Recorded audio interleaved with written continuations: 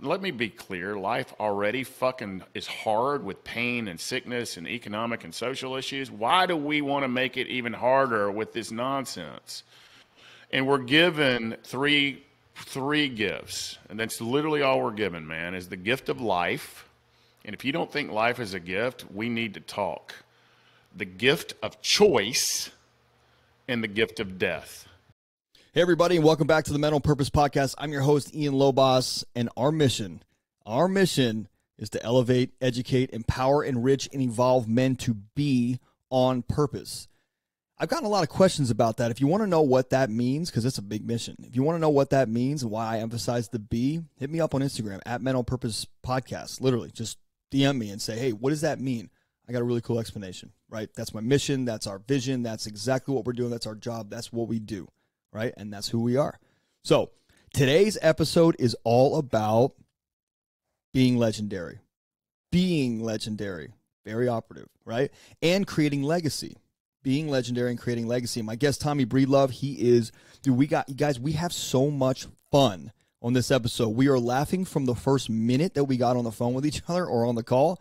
Then I hit record because we started going right into it. So you guys are going to love this. So listen, before we get started, thank you. Gratitude is always important to me. I do it first thing in the morning. Literally, when I wake up, I say gratitude because I woke up. I start my day with gratitude, and I want to give you guys gratitude every time I get on this microphone because you have helped make us a top 1% podcast in the world. This thing is a powerhouse, and it's purposeful, which is awesome because the mission is aligned. So before we get started, before I tell you about Tommy, a couple little things I want to share with you. One, make sure you go to mentalpurposepodcast.com or ianlobos.com, all right? The second thing that you're going to find is the Mental Purpose Facebook community, not the podcast community. It's just Men on Purpose community on Facebook. And it is full access that you're going to get to this ecosystem that we built of all things on purpose, including weekly coaching. We're going to do webinars. We're going to do tips. And honestly, I think the most important thing is a network, a purposeful network of people that are actually on purpose. I've been in networks and masterminds before that just are not on purpose. They're just not. They're not. People are pretending to be on purpose and they're talking like they are, but when it comes time to take an action, they're not. So in our community, by the way, open to men and women, it's just on purpose. And that's what we're asking you to commit to. You want to actually level up your life, if you want to become the person you want to be, if you want to get to where you want to go, being on purpose is the way you do that, right? So get out to that. I mean, you can do it from Facebook too, but the link's on the website, so you might as well just go there, check out the show notes, check out the bios on all the different guests. But the like-minded people, the network, the mastermind, that's going to be really crucial for you. So last thing, make sure you subscribe to the podcast, Mental Purpose Podcast on iTunes, Spotify, or wherever you listen. Hit that up, and if you're so kind, write us a 5-star review. This thing is gaining steam every single episode, every single day because you guys support it. And that's it. So here we go with Tommy Breedlove. The guy is fire. He is freaking amazing. I love this dude, and we have so much fun. And by the way, spoiler alert, I might cry on this episode. I might. You got to stay tuned. You're going to have to listen to it, which, by the way, you're listening to the intro, so you're in. You're committed. Let's go. Go all the way. Listen, here's the thing. Tommy Breedlove is a Wall Street Journal and USA Today best-selling author of the book Legendary. He's a business and relationship and mindset coach, and he's featured as a keynote speaker at global events all over, obviously, global. Tommy started his 20-year corporate career at one of the largest financial consulting firms in the world. He talks about that on the episode. And he eventually became a shareholder and international practice leader and a member of the board of directors. But at the top of his career, he experienced a transformational moment that inspired him to walk away from the corporate world to change his life and to follow his calling or his purpose, right? His mission, like I'm doing. And we talk about that. We share intimate details of the breakdown and the gutter that we fell into and the low lows and the pain points that drove us to getting on this mission. Tommy now serves clients and audience everywhere by empowering them to build and live legendary lives. And that's what he's going to do today. And I'm just so excited to share this with you because as a part of my mission as a man on purpose and to guide other men and women to be on purpose, sharing somebody like Tommy Breedlove today, I said it at the end of the episode, like I am so freaking blessed. I'm so blessed that I get to be on this path that gives me true fulfillment and knowing the hundreds of you reach out to me every week, just knowing that you're there listening and gaining something from this. That's what I need. That's all I need. That's the only course correction I need to know. If you're not gaining anything, then I probably should change some shit up. Because you are, I'm going to keep rolling, and we're going to magnify this. One day I'm going to get to 2 episodes a week because you guys you're demanding it, and that's awesome. Thank you. Enjoy the episode. Tommy, welcome to the Mental Purpose Podcast, my friend. Dude, we're going to have a lot of fun today. I can already tell. Your smile on your face is ear to ear. We're going to have fun today, man. We've already had fun. I just wish we would have pressed record earlier. So, Ian, what an honor to be here, my brother. I think we were going into content. We're like, we should probably stop talking. we should hit record on this one. Yeah, dude. I mean, you're in my opinion, you're a pretty exceptional guy. You've got a great story. You've got a great path and trajectory. And you're doing a lot for the world as a man on purpose and for other people out there. And I want to just get into your background, man. I want to where'd you tell everybody the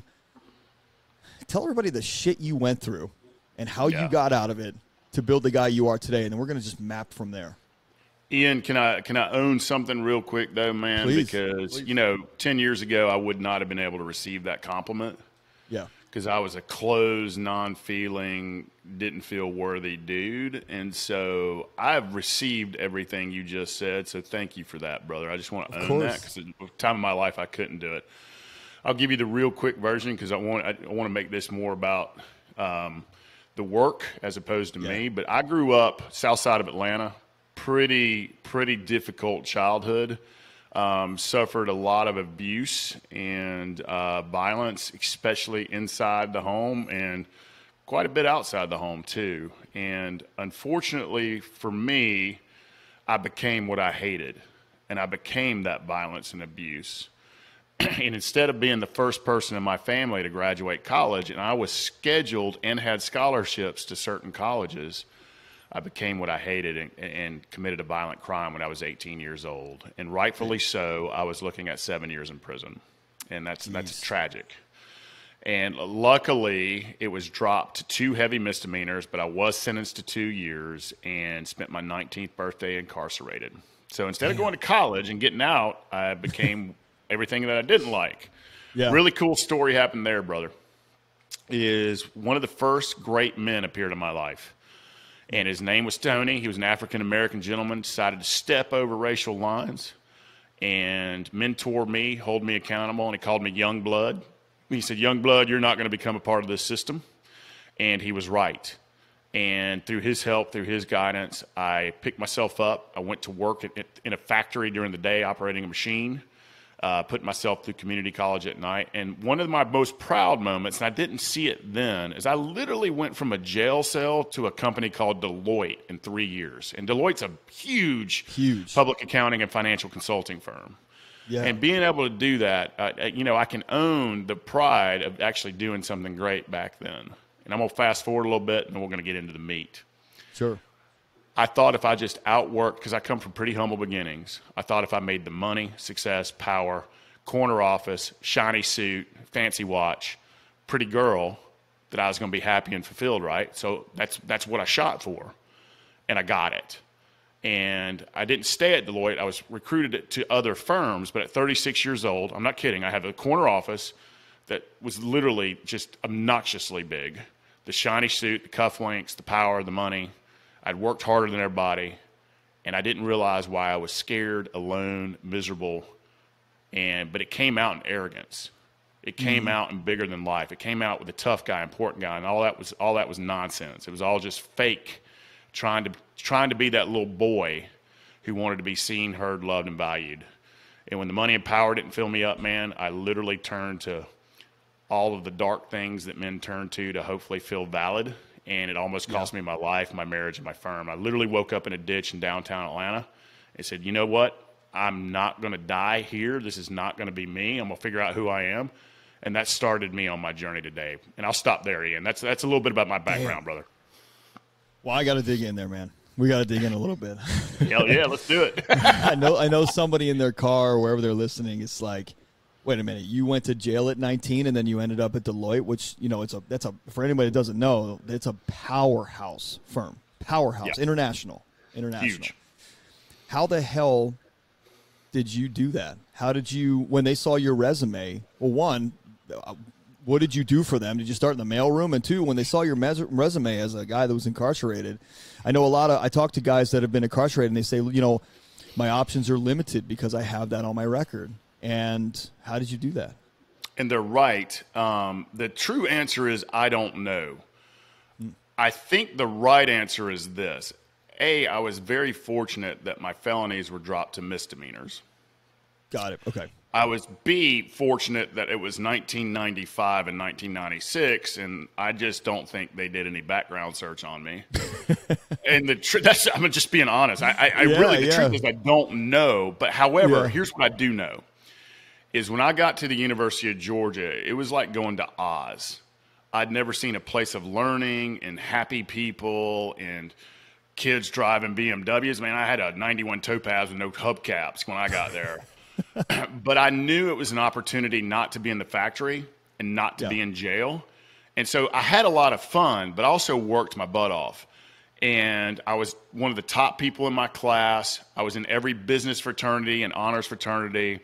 And I was in this very elite, because of my grades, accounting program that literally Price Waterhouse, Ernst & Young, Deloitte, all these big fancy names. And I didn't know who the hell these names were 4 years before. Yeah. Hell, I came from South Atlanta, man.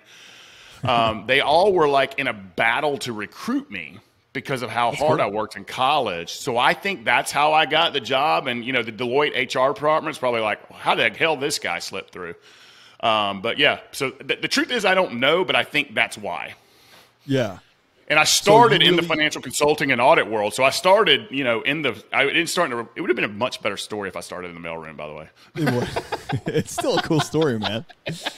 What about, I want to go back to something else too that you mentioned, which was basically outwork. I've been in that position before, and not to my dad's fault, but that's what he was taught. Generationally, we were taught that. And a little bit later in this interview, we're going to talk about legacy, because I want to bring that up almost with all the powerful dudes, purposeful dudes that we have on here. I want to talk about what legacy means to you. So we're going to bring that up later on. But my dad did an amazing job teaching me about business and life, and it still wasn't as complete as possible. And I don't think any parent can teach their kid the complete thing. The world has to teach you some shit too. Amen. But I learned to hustle. I learned to outwork everybody. It was come in earlier, stay later, work weekends, because that's how you get ahead. And that's not what he taught me, but that's what he taught me. Because subsequently what he didn't teach me, because he didn't know himself, so again, no fault of his except for the fact that he didn't take action to go learn it, was that work, power, success, money, that was the escape from the fear I felt of being a nobody, or being overlooked, or not loved, or whatever it was. And that was a huge revelation for me. And I heard that while you were describing your story about outworking everybody. That's a hard habit to break, dude. How did you break that habit? Pain is the answer. And the habit is just like, I think you just summed it up, man, is I never felt like I belonged. Yeah. I always felt like that Southside white trash kid in a world that was just so above me. And so I thought if I outworked them, outcompeted them, outsmarted them, that I would work my way into being worthy. And the problem is worthiness never comes from the outside. It comes from the inside. No. And so I was, I didn't have any self-confidence, self-respect. I was afraid. I was alone. And that's what I was taught as a young puppy. And I'm not here to be to emotionally vomit or be a victim. But it wasn't until I got in that ditch that I realized this lifestyle, this working 90 hours a week, was coming not only at my expense, my wife's expense, my employees' expense, but my friendships. And life, and I knew at that moment, brother, I was close to losing everything, including my life. And I realized, I don't know if it was a God moment, a universe moment, a Tommy moment, that little boy, I don't know what it was, man. But what I do know is I didn't like it. And I didn't want to be afraid, alone, and regretful anymore. And I just realized, now I'm a money person. And I think money is important. Yeah, I grew up in that world, but it will not bring you fulfillment, happiness, and worthiness. It will not. and I wanted to go find it. So I think it was literally pain. And I don't want, one of the reasons I do this is I don't want people to have to get that low to know that life can be lived, as opposed to, you know what I'm saying, that we need to live our lives and not the stories we tell ourselves. And so that's one of the reasons I do this, brother. Does everybody have to go through that pain? You think everybody has to go through that rock bottom? I hope not, too. I hope not. But here's the thing, and I'll speak on men. And this is data. This is not men. We crave respect, power, and status. And we think, and you know what? Why we crave all that is because we want to get laid. Let's own that shit. Yeah, dude. Because, throughout our modern history, the person with the most power, status, and money got the hottest thing. And that's what we crave, and we fear embarrassment. And so we'll do anything to get those. And what we really need is more intimate relationships with friends and families. We want and need more sex in our lives. Let's just own that. But truthfully, at the end of the day, we need more self-confidence, self-courage, self-love, and self-respect. And we go about it in all the wrong ways. Not everybody, but the data says most men. Yeah. Powerful stuff you just said, man. I think about it in terms of my own struggle, and I remember, and it still scares me. It actually makes me a little, brings up some emotion in me when it was 2012, when I started my real estate business. I left my dad's business, and I remember I hadn't paid my mortgage in 2.5 years. I figured out a little loophole. Thank you, PNC. I really appreciate you for that, honestly. Hopefully we won't get sued for PNC and Deloitte. No. Trust me, I fucking paid that back. Oh, my God. I paid through the nose. But it's okay. It's okay. But I remember one night, two things happened. One night, I kept thinking, I'm like, how the fuck am I in this position? I was a millionaire. I had so much money and success in my mid-20s. Like, how the fuck am I here when I'm 30 years old? I'm serious. That was my thought process. And I want to encourage everybody out there who is not living the life as who they want to be, or they are not where they want to be. Ask yourself those questions. Is this really it? Is this really all there is to life? Am I really who I want to be? Why the hell is this happening to me? And why is it happening? What's it happening for me for? And so I kept asking that. And dude, 3 o'clock every morning, I get processed servers, people suing me, the bank trying to serve me, banging on my door. And I remember the pain and the anxiety and the panic I would feel. And I didn't want my wife to wake up because I didn't want her challenged. But then the bank finally said, hey, we're auctioning your property in 3 weeks. Get out. Damn. And I was like, fuck. Damn, brother. And I remember that feeling, watching my wife packing up our condo. And it was like, I was crying inside because I didn't want to show her weakness. And that's another thing we've probably talked about, vulnerability.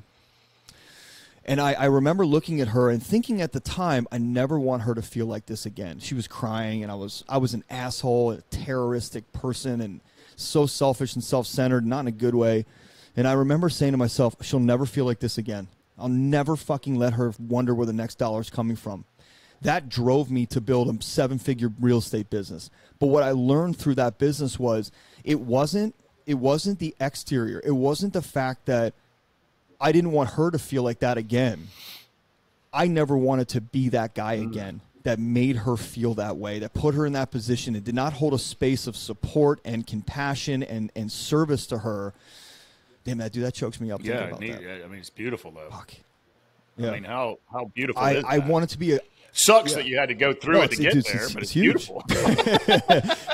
but we're here today talking about this in service to other men and people who listen out there because we went through that. So I learned through that experience that it wasn't about the situation and how it made her feel. It was about the fact that I wasn't the man that she needed me to be, not the provider, the fucking supporter, the compassionate man, husband, partner that she needed me to be. And that was a huge lesson learned. That was a rock bottom for me, man. And that was a rock bottom. And they never took the house, by the way. You know what word is coming to my brain? Is safety. There was no safety. Yeah. Externally or internal. There was no safety. That's just what keeps coming up for me. Yeah. Sure. And that's why I asked you that. Does everybody have to go through that rock bottom, or can people change now even though they haven't hit rock bottom, can they make those shifts without that major pain and driving force, in your opinion? The 100% answer that is 100% correct is yes. 99 of 100 won't. Because change sucks. Of course. And I wish it didn't take pain to make people change. But doing what we've always done, or what was taught to us, or what we've surrounded ourselves with, is fucking easy. And change is hard. It's really hard. And it focuses, people like to blame society, culture, politicians, and be victims and judgmental and angry and worried. And that is a choice. It is literally a choice to be pissed off, miserable, unhappy, and chasing more and win. And men love to chase more and win. And we never catch it because it's a ghost. But the truth is, yes, we don't have to hit rock bottom. We don't have to, be having our house taken away and our wives feel unsafety. And let me own this. I knew I was really not the man I wanted to be when my wife looked me in the eye and says, "You've taken my light away." You can't unhear that. You cannot unhear that. Fuck. But what I did do is make a choice to work on my inner game and outer game, to give her safety, to give her love, and to do my best. And here's the truth is, what I want men to hear from you and I is they're not alone. And women, you're not alone. We all have our demons, fears, insecurities, unhappiness, unworthiness. We got this voice inside our head that says we suck. We all do. We all have it. And let's own it, but go find the nearest mirror. It's the problem and the solution. And will you be that one person who will make a fucking change in their lives to be more peaceful, less stressed, more happy? And I hope you make all the money your heart desires, because if you're a good human being, you'll make great impact with that money. If you're an asshole, it's just going to magnify that assholeness. So I'll stop there, brother. I feel some fire coming through that mic, brother. Got coffee going, my man. Holy shit. Dude, every word you just spoke allows me clearance and clarity to know that I'm on the right mission. Like every interview I do, bringing this type of information through by powerful dudes like you, purposeful, powerful, positive dudes like you, it's that mission is aligned, and people are getting something of real value from that. Dude, what you just said, and I mapped it because I'm writing all notes. 15 minutes to 16:41 in 1 minute and 41 seconds. That was a bomb, man. That was a big bomb. Brother. I really love that. And you talked about power of choice in there, which is super important. Hard to look really perfect. Important. And we humans, we're just a fluttering mess. But what are we going to do with that mess? And what are we going to do with each other and connect and inspire and be authentic? I'm not talking about emotionally vomiting on people, but being who you are and asking for help. That's what we're doing right here, brother. Go back to that power of choice, man, because that piece right there will free you. And it literally is second to second, minute to minute, hour to hour is your choice. And there's too many people, and we saw it in the election, no matter who you wanted to vote, who you were voting for, or who you were backing, we saw so many people that were so fucked up and so at war in their own head, and then subsequently outside, because of a choice that other people wanted to make, or a choice that they were making that they had to force on others. And I got sick of that, man. I cut 572 people out of my life for that type of shit on social media. 572 between October and December. 572. I don't want you to force your opinion on me. I want you to enroll me in what's possible, but don't force that shit. Let me make my own decision, because the more you force it, you're just you're just making me a victim if I have to make a decision based off of your force, and I don't like that. So let's talk about choice, and your fear, yeah, totally. And then I'm making a decision based on scarcity, because I want to be your friend, and I don't want to keep having these conversations. So, oh yeah, man, I voted that way so we can stay friends. Fuck that, man. No way. No way. Fuck that. Yeah, I'm so with you, man. I'm so with choice. You. And people are craving wisdom. Yeah, I'm gonna go to the power of choice. And here's the thing for all you people out there: are you being a puppet, or are you sharing opinions or wisdom? Right. And wisdom comes from the scars, pain. Nobody wants your opinion. No one cares. And are you just parroting what someone else has said, or are you sharing some real wisdom and some real life lessons? And so here, I believe this. in all my heart and soul is we're given three gifts in this life. And let me be clear, life already fucking is hard with pain and sickness and economic and social issues. Why do we want to make it even harder with this nonsense?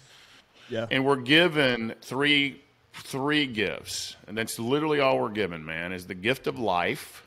And if you don't think life is a gift, we need to talk. The gift of choice. Yeah. And the gift of death. And that last one sounds crazy, doesn't it? But we're not perfect, we're not immortal, and all of us have one thing in common. We're all gonna be worm food soon enough.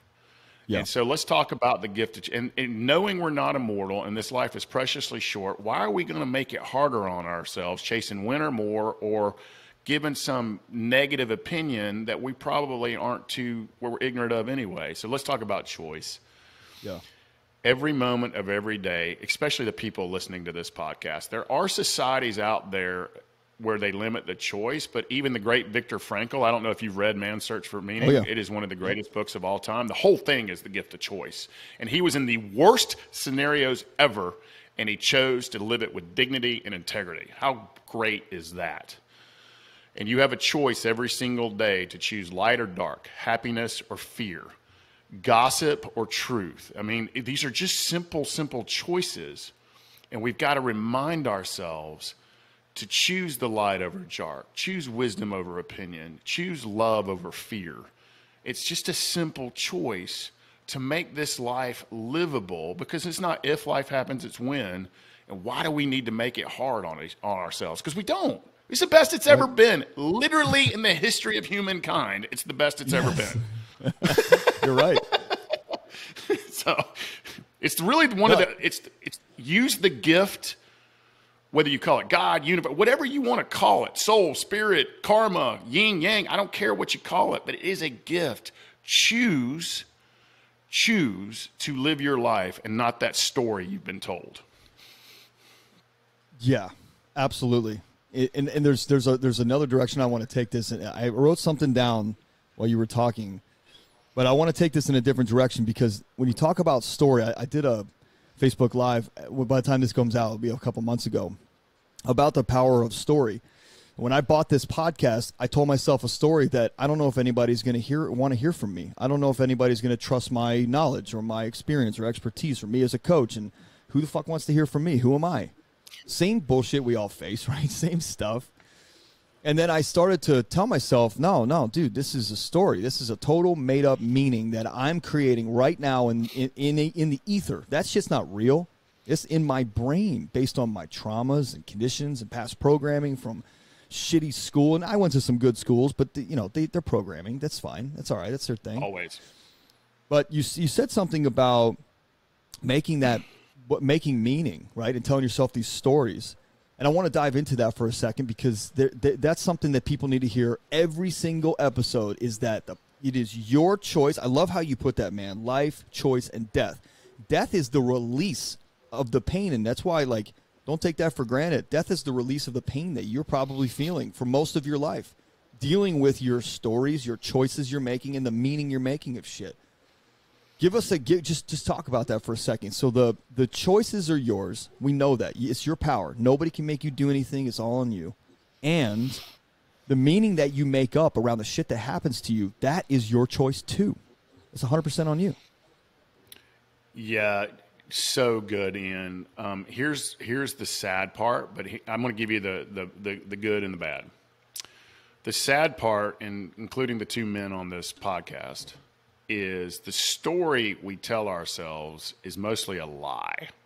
Mm-hmm. From parenting to religion to schooling to media to social media, 99% of what comes into our hearts, our minds, our eyes, and our ears is poison.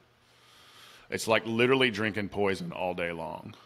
Mm-hmm. And we start believing the stories that were told to us. But here's the good news. Anything that was programmed into you can be programmed out of you with choice and work. Mm-hmm. So if you're, here's a crazy stat that I'm just going to throw out. I heard this recently, that if you're on Twitter more than 3 minutes a day, you're 65% more likely to say you have a bad day. How fucked up is that? Wow, really? Where'd you get those stats? Yeah, isn't that crazy? I don't know if there's any truth to it, but it stopped me in my tracks. I'm not on Twitter. But the whole point of that is from the think about the stuff we watch on Netflix and Amazon. Think about the conversations we have with negative people. Think about what's on social media, and think about what we were taught. That's the stories. These are just stories. And do you want to be the puppet or the puppeteer? Do you want to live your life or your story? Because if you live their story, it's negative, it's fear, it's division, it's insecurity, it's worry, and it's war. Because pain likes pain. Or do you want to put nutrition, love, and goodness, hang out with positive people? Read great books, listen to positive podcasts, turn off the war Netflix and turn on something good. Listen, go talk to a friend, get around a fire. Fill your heart, mind, eyes, and ears with nutrition and not poison. Mm-hmm. And you will start telling yourself the right story. Because people think that, what people crave connection, they crave authenticity, they crave truth, and they crave just to be seen, heard, loved, and valued. And if we cut through the bullshit, that's what we all want. And why are we choosing to listen to all the negativity when we could be choosing to listen, seeing what's right in the world and not what's wrong? So we tell ourselves these stories, but we've got to get out of the theater and into the right theater so we start telling the right stories. Yeah. And listen, man, those stories, I believe that they're 100% wrong, or 100% false, 100% false, because they're just they're perpetuated and compounded by our experiences. And what you mentioned is poison and toxicity. Think about, dude, have you ever thought about how much poison people put into their bodies through their mouths, into their bodies, into their minds, through their ears and their eyes? Think about those three pieces right there. Those three out of your, five, how many senses do you have? Five senses. Quite a few. I was thinking about that movie, Sixth Sense. 3 out of your 5 senses are taken up and being poisoned every day. And so, look behind us. For those of you that are watching on YouTube, look behind both Tommy and I. What we have on those shelves are not poison. Yes, that's somebody else's opinion of some things, but I can tell you, out of all the books, there's probably 65 books there, and there's probably 10 more boxes of books in my closet over here in my office. Yeah. Only 5 books up there, and I know this for a fact, are business books. The rest are personal development books, because I know that if I grow, everything else around me will grow. And if I poison myself with hustle and grind and hard ball busting 100-hour week work by someone else who got successful from that, I'm not going to go anywhere. I'm not going to achieve the life I actually want to, and I'm not going to be the husband, and I'm not going to be the father, and I'm not going to be the man on purpose that I really set out to be. So those books are fuel for my mind, not poison. Then the other thing that you talked about with poison is you got to fuel your body. You got to fuel your body right. Through that mouth, you got to fuel your body right. Have to. Couldn't agree more. It's so interesting. And we've got it backwards. Is we put business first, family second, and us third. And that's completely backwards. Mm-hmm. In order to be great leaders, we have to lead ourselves. And it sounds selfish, but it's the most selfless thing you can do. And you just said it, and it reminded me of it, Ian, is fuel your body, fuel your mind, fuel your heart, and fuel your soul with goodness. And self-development books do all of that, because it's about leading ourselves. We can't love unconditionally unless we love ourselves. We won't get respect until we respect ourselves. We can't lead others until we lead ourselves. And that starts with putting ourselves first, our family, friends, community second, and business third. And we've just got it backwards. And, it literally is a simple choice. And now with modern technology, with podcasts, hell, people will read you their books All you got to do is put it in your ear, man. It's that simple. And so I'm with you 100%. And I heard a saying, it sounds mean, but it's so true. Those who don't read are no better than those who can't. And so with modern technology, if you buy my book, I will literally read it to you. Yes, it's true. That's true. How could you get any, like yesterday I was talking to Demir Bentley about this, and Pat Hyben, one of my great mentors, said to me, I want you to be as lazy. He goes, dude, you're doing too much shit. You're doing too much shit. And I said, well, how do I be more like you? You look like you're on vacation all the time. And he goes, yeah, and I run 16 companies. And I was like, oh, I like that. And he said, you're doing too much shit. I want you to be as lazy as fucking possible. And I want you to be as intelligent as possible in the most serving way possible. And that was like a little quadrant that he built. It's like the cash flow quadrant. In the top left, it's and I talked about this on the episode the other day, but top left is super dumb, super lazy, and the end quadrant, the one you want to get to, is super lazy, super intelligent, right? As fast and as efficient as possible, and then you can kick back and do your shit. You go on vacation and go chill with your family or do whatever serves your life. Not just sitting and watching Netflix for no reason, but being purposeful about that reason, you know? And you remind me, fuel your mind, fuel your body. It's something that I teach my 5-year-old daughter. I've been teaching her since she was 2 years old. When I get up, I didn't teach her this. I showed her this. And that's another thing I want to get your opinion on. I got up. I drink water with a little salt. I brush my teeth, take a piss, and then do affirmations in the mirror. She watched that. And she started talking in the mirror. And I got a cool video I'll post up on the website of a 3-year-old little girl standing on a counter, my daughter, screaming into that mirror, going, I am beautiful, I am smart, I am powerful. And I was like, and I fucking cried my eyes out watching her. And I was like, oh my God, the model, not the verbiage, not the language, but the model. This is empowering this little girl. And so now every morning we do that together. She climbs in bed with me at about by 6 a.m. And she knows we'll get up together, we'll drink some water, and we'll go back and lay in bed. So we just fueled our body, we just hydrated our body, and now we're going to fuel our minds. And she'll watch motivational videos. She'll watch, this morning we watched Matthew McConaughey on the Rich Roll podcast. This little girl is not going to be smashed, especially women out there. She's not going to be smashed by the world. Yeah, she's probably going to become a president, hopefully, God willing. Hopefully not, man. And by the way, not to steal the punchline, and because I know we're going here later, brother. No, do it. That is legacy. Yeah, man. That is legacy. Yeah, I agree. I totally agree.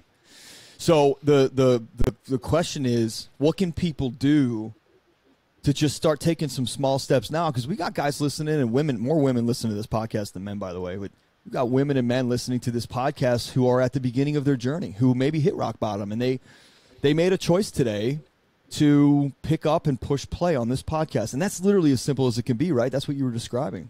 Just fucking push play on a podcast that serves you, and or pick up Tommy's book. He'll literally read it to you.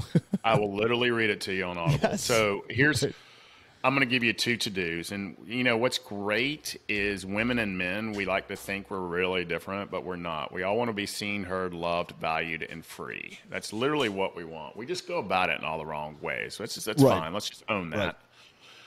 So here's what I would recommend. The easiest thing for humans to do is to take that one negative thing out of their life. And I guarantee you the people listening know what that one negative thing is immediately. It's the easiest and quickest fix. And by the way, none of this stuff, you're not going to build muscles without going to the gym. You're not going to unwire fear by not doing the work, not doing affirmations, not doing gratitudes, not doing meditation, not reading, not listening to you've got to unwire it. But the easiest way to start, what is the one thing that if you eliminated in your life would make a huge difference in your happiness, health, success? Is it not drinking that 10th beer at night? Is it not binging on Netflix? Is it getting rid of that negative Nelly friend that's just constantly dragging you down as an energy vampire? There's one thing in your life that you need to eliminate, and it's effing hard to eliminate it. I'm going to own that, but it is by far the fastest fix. Yeah. And this life is preciously short. So the easiest thing for someone to do immediately is to eliminate that one thing. You know what it is. And if you want to know where your biggest, darkest worry, fear, insecurity is, it's the reason why you want to eliminate it. So kind of own that. So powerful. And then you've got to add what we talked about, positivity in your life. You've got to go to the physical gym, the mental gym, the emotional gym, and the spiritual gym. And you can do all of that in less than an hour a day. And don't give me any bullshit that you're too busy for that, because we all have the same 24 hours in the day. And it doesn't matter if you're a gazillionaire or you've hit rock bottom. We all have the same 24 hours. We've got to go to the mental, emotional, spiritual gym every day, and we got to feed ourselves with nutrition. It could be this purpose podcast. It could be reading 5 pages of a self-development book. It could be doing the affirmations that we talked about earlier. It could be meditating. It could be praying. It could be a conversation with a great positive friend.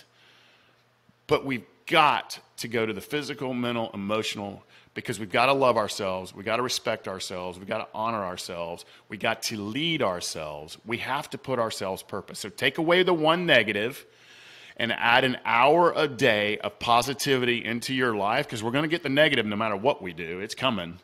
Mm-hmm. But the easiest way is to take away, but we also have to go to the gym. And the gym, from our physical, emotional, mental muscles, it pays compounding interest. Yep. And it takes time and patience. But if you work, it works. But you got to make the choice to do it. So that's what I would say to folks. It goes back to your power of choice statement from earlier. It literally is just one choice. You know, my buddy and one of my best friends, my partner Aaron, in our front runner live events and group coaching. I've been a swimmer all my life, and I said, man, I'm not getting back in the pool. I want to get back in the pool. And he was like, okay, well, do you have a suit? And I said, no. He goes, all right, well, I probably should go buy a suit, because you keep thinking about swimming all these yards, but you don't even have a fucking suit. So what are you talking about? Just stage one, step one, right? Unless I love you're going commando, you got to get a suit. No, not in a public pool. You know, I love the saying, the elevator to success is broken. You got to take it one step at a time, right? One step at a time. I love that saying because it's so relevant and true. And what he said to me was, all right, cool, buy the suit. Bought the suit, got the suit. Cool. All right, what's next? And, dude, I know how to do this shit, but I was struggling. I was having some challenge. And he said, well, you have a gym that you go to? You have a pool? And I said, no. And he goes, well, how the fuck can you train in a pool if you don't have a gym membership? And I said, you're right, dude. I wasn't thinking about it like that. Step 2. But then here's the cool thing he led me through, and this got my habit built.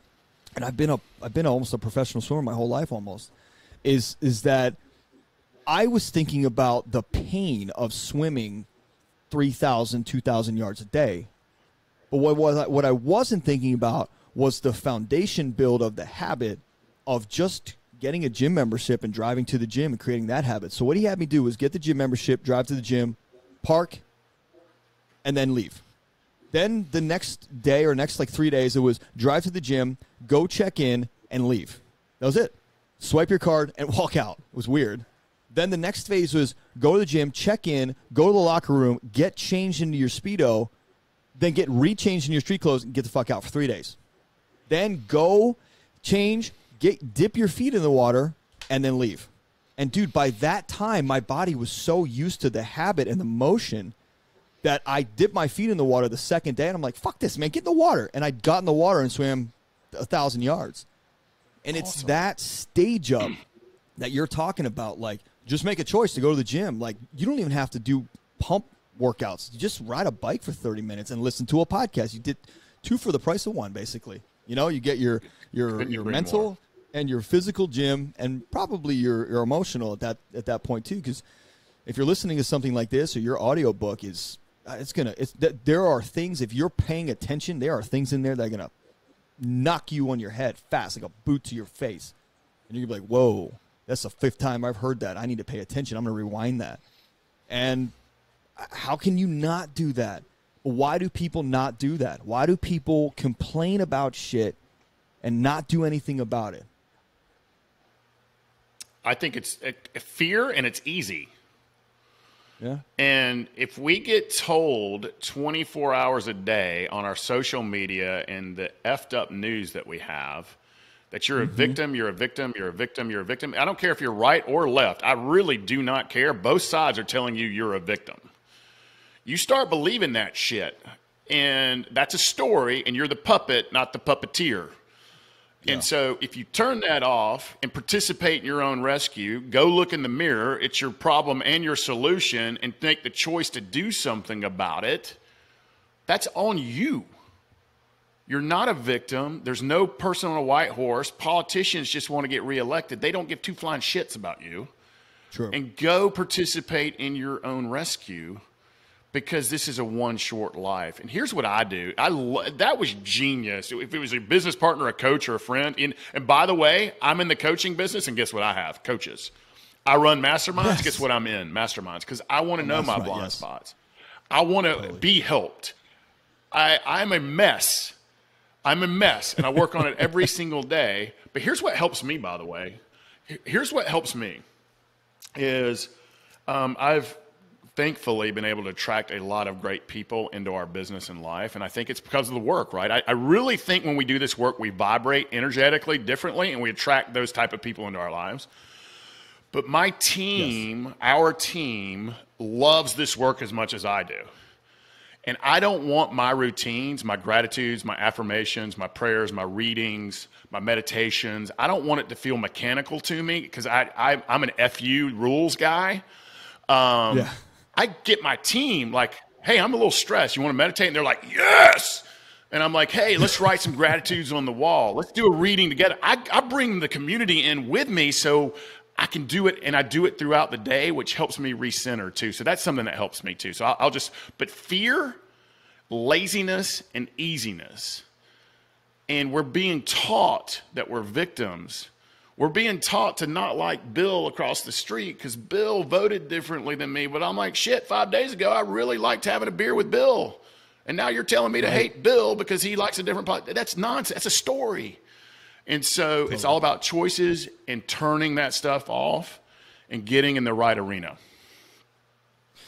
Yeah, man, that's crazy, but that's the agenda, right? And for the people that think they're out of the agenda, that are pushing and screaming about the government, it sells advertising, politicians, but that's an agenda. That's still an agenda. That's still they're still running as a puppet. And I mean, I have really good friends that I had to cut out because even though they weren't for a certain candidate, what they were talking about with COVID. You know, Matthew McConaughey has a great line, and he said, "Look, it's here. It is what it is. If you choose to live on this planet right now, you have to deal with it. The more you kick and scream, like you're just hurting yourself, and you're distracting yourself from the shit you could actually serve society or your family or yourself with. Like, stop fucking. Who cares? Like, do you put a mask on? Get the fuck over. Put a mask on. Who gives a shit? That's societal rules." Whether it's a conspiracy or they're trying to kill the plant life by not giving oxygen, whatever bullshit I've heard, just put a mask on. Just put a mask on. Get over your shit. Get over your self-serving little thinking somebody's trying to get you or sabotage you, whatever. Yeah, put down the fuck you backpack. Right. Put it down. Yeah. Because it's killing you. You're drinking your own poison. It's a fuck you backpack, and you're drinking your own poison, by the way. And here's what the agenda is. If you really want to know what the agenda is, let's just speak the truth. It's about making money. They want 100%. You to be scared and divided and worried. So you tune back in. You get addicted to it, and they're making all the money. Turn that shit off and make the money for yourself. That's what my advice would be. 100%. That goes into legacy, man. I want to talk about legacy. We're rolling, man. I could talk to you for 5 hours. Well, when you move to LA, I love the weather out there. I'll come out and join you. Sick. All right, we'll do you know what we'll do? I'm going to hold you to that. We're going to do a live Men on Purpose from my house or my office out in LA with the windows open in February because it's just so damn nice. So I'm all in, about that. And what one of my friends say is buy when. We got to put the date on. Oh, February. We got to put the date on. Dude, I don't give a shit when it is. I will be moved in by August 1st. You are more than welcome to come whenever you want. But let's say I love it. By January 10th, or sorry, by February 1st of 2022, this will happen. It's immortalized now. It's on this podcast. These recordings don't go anywhere. Now we got to own that. Yeah. I'm putting it down right here, dude. February 1st meetup. Cool. It's done. L.A. Done. Meet up with Tommy. Done. And it's starred. I put a star on it. I love it. So legacy. So I want to go back to what we were talking about in the beginning with the guys that are in the hustle world. And by the way, we used to be like probably 90% of those guys that used to be like that thinking that we have to hustle to earn the love and to earn the respect. Those guys hate their lives. And those are the guys that we're designed and destined, and our mission is to help through and out of that life, that way of thinking, because it's not a life, it's a way of thinking that's causing that result. But what legacy does that actually leave except for a shit ton of money? If you even have the money, right? Maybe you didn't educate yourself and you blew it all, you didn't invest properly, or you didn't save or whatever, but how does someone actually create a legacy that's worthwhile, that generations can actually talk about with like vigor and positivity, and where they're excited, like, man, my dad, my grandfather, my great-grandfather, this is what they did for me 4 generations later. Like, how does someone do that? The sad let me start with the truth of it, and then let's go to what can people do. The truth of it is, usually after 2 generations, but certainly 3, no one's going to remember anything about you. For 99.999% of all human beings on Earth. And so let me give you a big example. Yeah. Wherever you live, it could be a small town or a big city like New York, go find a building near you, and there is names immortalized, probably somewhere in the concrete, on the door, on the side. No one knows who the hell those people are. Not a soul. No one knows who they are. And so...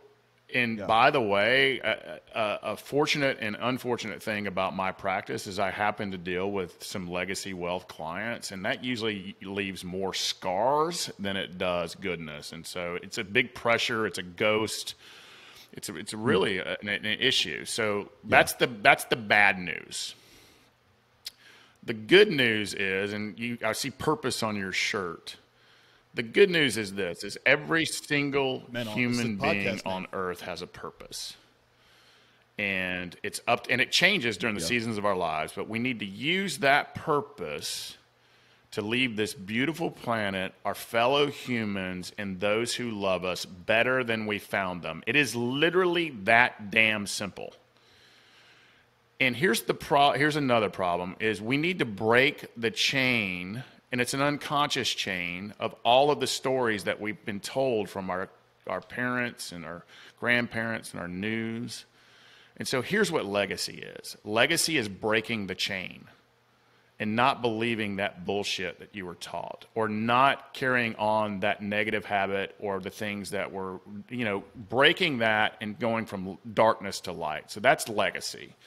Legacy is the young girl doing affirmations in the mirror that, God willing, she will run this country one day, because we need people like that. Legacy, again, it's really simple. And you can do it. You can leave a legacy every single day. Did you make a person's life a little, or your own life, a little bit better than what it was yesterday? That's legacy, because at the end of the day, no one's going to care anyway.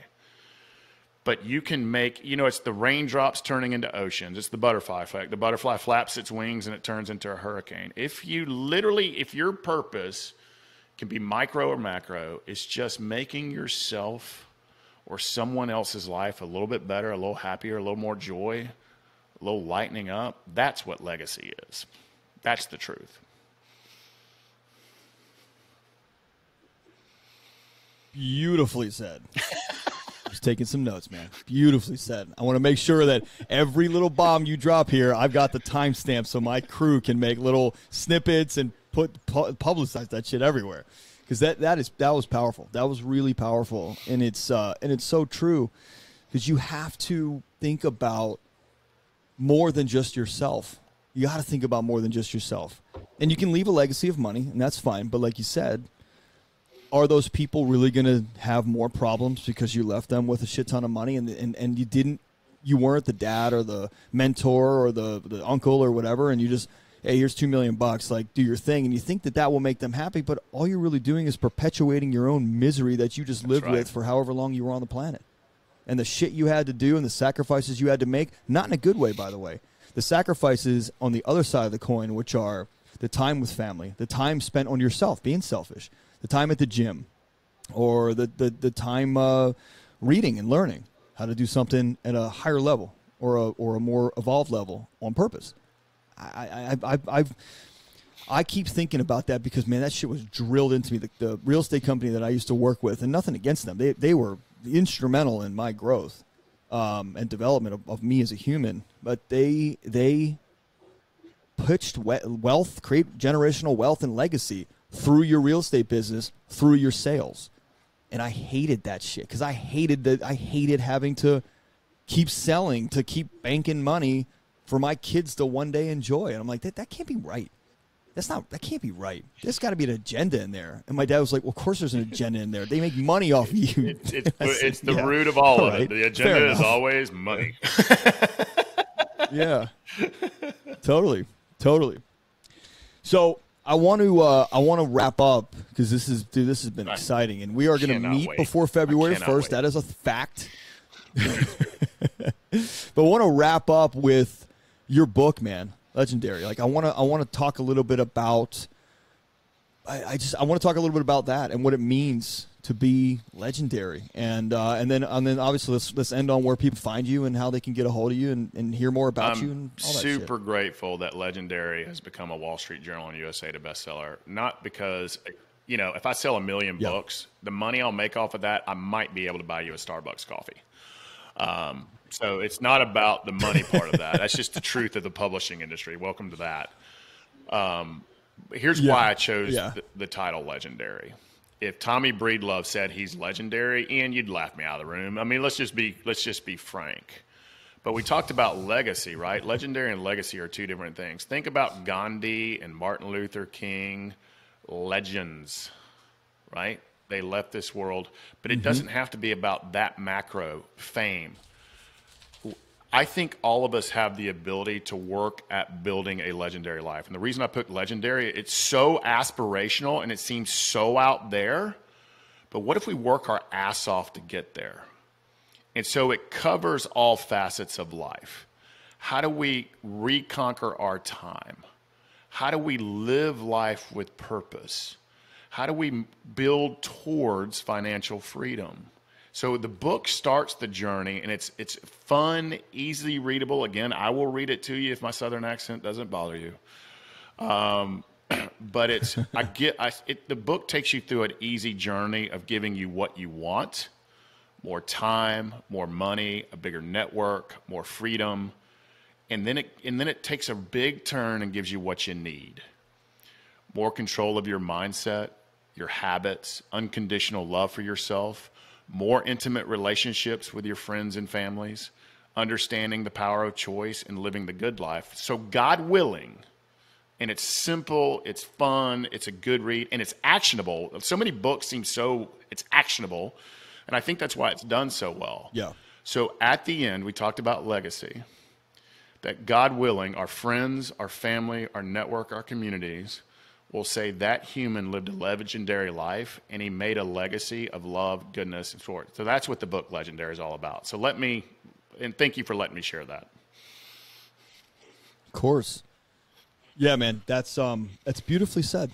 It really is. It's really beautifully said. It helps me understand legacy even more, and that it's not about what you leave, but about what you do while you're here, so that you can hit that legendary status where people generations from now say my grandfather was a legend, and not in a destructive or derogatory or negative way, but like this guy left this path for us because of who he was and on purpose in his activities and his being and his language and self-care and rituals of teaching or whatever, and his businesses. I find sometimes, and I was having this conversation with my buddy Chris Caldwell today, there is a vast majority of the population that will never know the joy and the peace and the fulfillment that you and I feel in our businesses. They'll never know that. And that makes me kind of sad. Not in a crying way, but just I want that for people, man. I want people to know what it feels like to be really on purpose and really to have a fulfillment inside that you wake up in the morning, you're like, I'm going to fucking change lives today. Like, I'm going to say things that change lives today. The way I show up for people, I'm going to positively affect someone's life today. And that is what you're talking about. That's legendary. Yeah, that is legacy too, but that's legendary. Yeah, dude, man. But it starts with ourselves. Yeah. I mean, we've got to be selfless with ourselves. Love, habits, condition, strength, courage, all the good things in order to lead others. And the truth is, the two guys on this podcast, we don't have it all figured out. No, Let me be very transparent of what my upcoming weekend is. Yeah. My wife is my oak, but we're business partners in so many different things. And we've worked our ass offs to make impact and live on purpose and make a difference in ourselves and others. We're stressed the fuck out. So we're literally going to the middle of nowhere because we built all of these systems and businesses and money and teams, and we're stressed the fuck out. And we're like, we did this to simplify our lives, but it seems really ass complicated at the moment and a lot. So we're literally getting away to figuring out how to find that simplicity, less complex, ask for help. Who are we missing?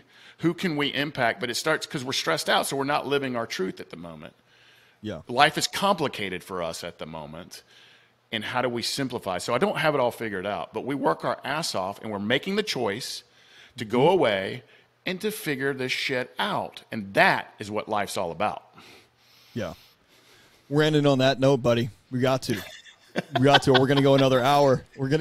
My editors are going to be like, keep them to an hour. Keep them to an hour. I love it.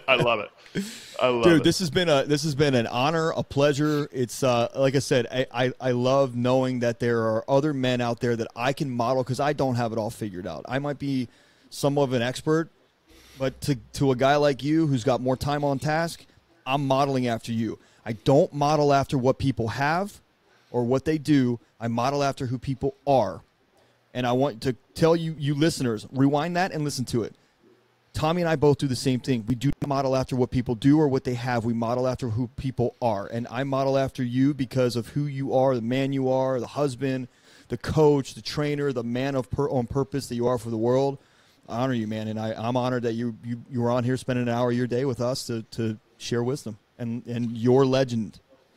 And that is completely received and reciprocated, and I believe the same thing about you. And let's all lean in, participate in Arm Rescue, and make a difference in ourselves in this world because it's a very short life. I'm with you, brother. Thank you for that. I'm very grateful. Absolutely. Where can people find your stuff? What's your website? TommyBreedlove.com. Legendary, the book, is everywhere. So whatever your favorite bookstore is, whether it's Audible, ebook, hardback, softcover, it's everywhere. And if you want to check me out on social media, I'm at Tommy Breedlove. We're always putting out goodness, love, light, life hacks. We really put goodness out there. We never put negativity. So we're trying to reprogram social media in the light. So check us out at Tommy Breedlove, TommyBreedlove.com, or check out the book Legendary at your favorite bookstore. Love it. Brother, thank you. Thank you, audience, for listening. We'll catch you on the next one.